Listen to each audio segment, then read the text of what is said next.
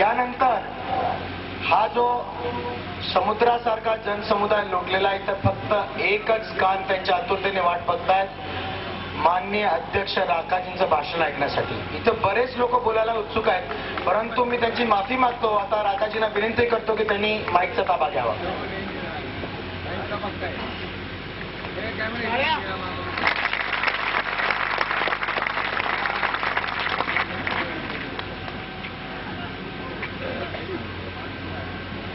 व्यासपीठावर उपस्थित असलेले श्रीयुत मानसिंगजी पवार, श्रीयुत छाबडाजी, श्रीयुत अशोक वारेगावकर,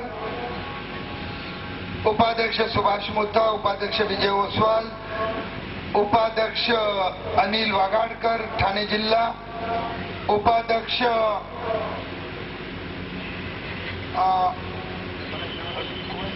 सुधाकर टाक परभणी नांदेड, त्याचप्रमाणे सेक्रेटरी नितीन अष्टेकर आणि इथे उपस्थित असलेले सर्व जॉईंट सेक्रेटरी, त्याचप्रमाणे कार्यकारिणीचे सदस्य आणि माझ्या समोर उपस्थित असलेले माझे सर्व सराव बंधूंनो, खरं तर आज सकाळी भगिनींनी सुद्धा या मोर्चामध्ये भाग घेतला होता.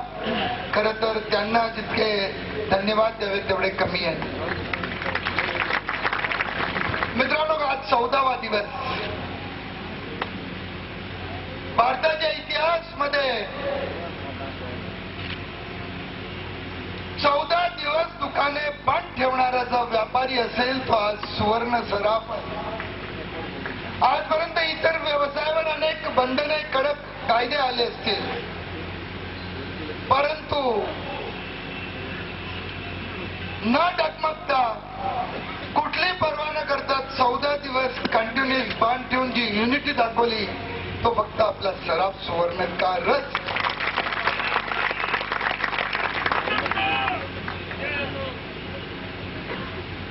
मित्रांनो, अनेक गोष्टी ऐकतोय मी 14 दिवसात. अजून अनेकांना कायदा कळला नाहीये. अरे 1990 पर्यंत सुवर्ण नियंत्रण कायदा होता. मी तर म्हणेन की सुवर्ण नियंत्रण कायदा परवडला, पण हा एक्साइज ड्युटीचा कायदा बिलकुल परवडणारा नाहीये.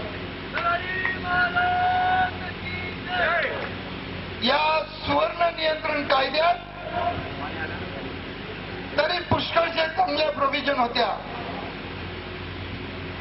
फक्त फायनान्स मिनिस्टर श्री मुखर्जी साहेबांनी थोडक्यात सांगितलं की सोन्याचे ब्रँडेड आणि अनब्रँडेड दागिन्यांना मी एक्साइज ड्युटी लावणार आहे आणि ज्या बिलाची व्हॅल्यू असेल त्याच्या 30% लावणार आहे, म्हणजे 30 पैसे शेकडा. परंतु त्याच्या मागचे जे काही वाईट कायद्यातल्या तरतुदी आहेत त्या अजूनपर्यंत आपल्याला समजल्या नाही. कारण इनडायरेक्टली आणि डायरेक्टली आपल्यावर सेंट्रल एक्साइजचे कायद्यातले तरतुदी लागणार. या एक्साइज ड्युटी तर लावली, परंतु सेंट्रल एक्साइज बरोबर तुम्हाला नोंदणी तुमच्या दुकानच्या नावाची करावी लागणार. अरे नोंदणी करून भागणार नाही तर त्यांनी काय की नोंदणी केल्याबरोबर त्यांचं पत्र येतं की तुम्ही तुमच्या जागेचा नकाशा द्या, किती दरवाजा, किती खिडक्या आहेत, किती कप्पे आहेत, ते किती मजले, किती स्क्वेअर फूट आहे, पूर्व पश्चिम दक्षिणला काय, आणि तो नकाशा त्यांनी अप्रूव्ह केला पाहिजे. आणि तुम्ही एकदा नोंदणीकृत झाल्यानंतर त्या प्रिमाइसच्या बाहेर तुम्ही कुठेही व्यवहार करू शकणार नाही. जर त्या दुकानाच्या बाहेर जर एखादी वस्तू सापडली, समजा तुम्ही नकाशामध्ये तुमच्या दुकानाचा नकाशा दिला, पण त्या दुकानात वरती जर तुमची ऑफिसची जागा असेल आणि त्याचा नकाशा नाही दिला, तो अप्रूव्ह झालेला नसेल आणि जर ते तुमच्याकडे चेकिंगला आले आणि त्या जर वरच्या जर ऑफिस मध्ये जर तुमचे दागिने असतील तर ते जप्त केली जाईल आणि तुमच्यावर दंडात्मक कारवाई केली जाईल. एवढंच नाही, तुम्हाला 3-3 प्रकारचा वेगळा स्टॉक ठेवावा लागेल. जुन्या दागिन्याचा आज आपण ट्रेडर आहोत, मॅन्युफॅक्चरर आहोत. मग जो तुम्ही डायरेक्ट माल विकत घेतला त्याचा स्टॉक वेगळा, तुम्ही कारागीरकडनं जर तयार करून घेतला माल त्याचा स्टॉक वेगळा, गिरायकाचं रिपेअरिंगचा आला त्याचा स्टॉक वेगळा. एका दुकानात किती प्रकारचे स्टॉकचे रजिस्टर ठेवायचे? दर महिन्याला तुम्हाला स्टॉकचं डिटेल त्याला द्यावं लागणार. अरे आपला एक दागिना बनवताना आपल्याला अनेक प्रोसिजर मधनं जावं लागतं. जर आपण एक दागिना बनवायला घेतला तर त्याला छिलकामसाठी वेगळे करणारे, सेटिंग करणारे वेगळे आहेत, पॉलिश करणारे वेगळे आहेत, मीनाकारी करणारे वेगळे आहेत.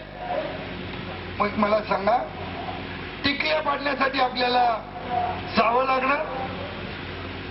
मग प्रत्येक वेळी तुम्हाला जेव्हा जेव्हा दुकानाच्या बाहेर त्या अप्रूव्ड नकाशाच्या जागेतनं बाहेर काढताना तुम्हाला गेट पास ठेवावं लागेल, गेट पास इश्यू करावा लागेल, त्याची नोंदणी करावी लागेल, परत आल्यावर नोंदणी करावी लागेल.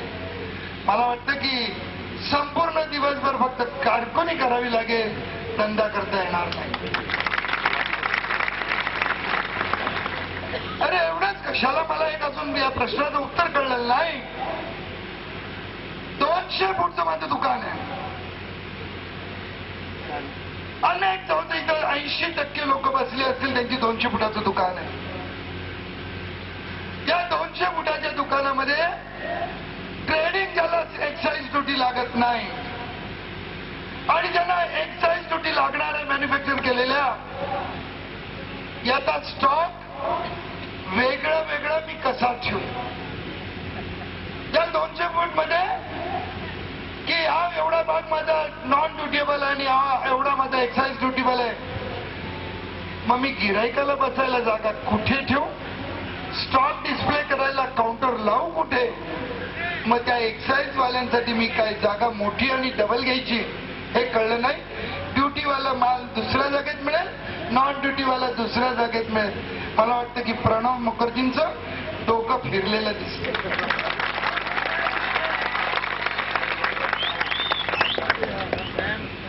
अरे त्यांनी हा विचार केला नाही. फक्त तुम्ही एकाच्या सांगण्यावरनं संपूर्ण लाखो आज व्यापारी आणि लाखो सुवर्णकारांच्या